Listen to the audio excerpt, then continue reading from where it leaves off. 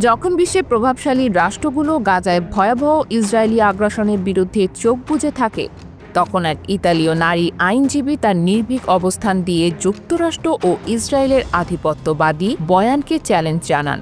তিনি Francesca Albanese, জাতিসংঘের বিশেষ দূত, আন্তর্জাতিক আইনজ্ঞ ও আজকের দুনিয়ায় নিপীড়িত ফিলিস্তিনিদের হয়ে সবচেয়ে স্পষ্ট ও সাহসী কণ্ঠ।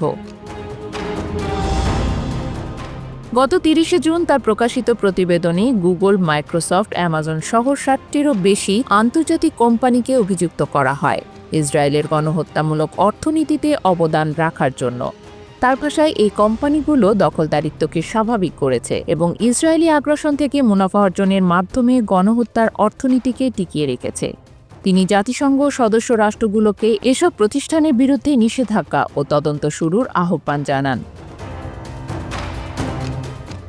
এই প্রতিবেদনের পরে যুক্তরাষ্ট্র আলবানিজের ওপর নিষেধাজ্ঞা জারি করে।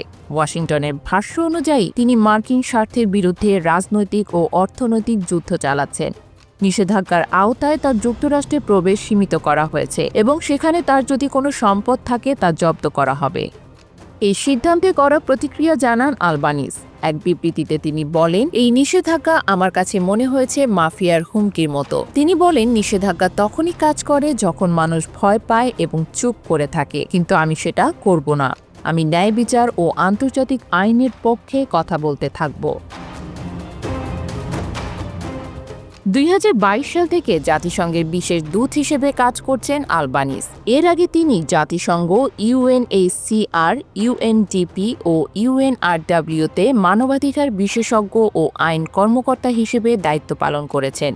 তিনি লন্ডনের SOAS থেকে মানবাধিকার আইনে স্নাতকোত্তর করেছেন এবং বর্তমানে যুক্তরাষ্ট্রের জর্জটাউন বিশ্ববিদ্যালয়ে গবেষণা সহযোগী।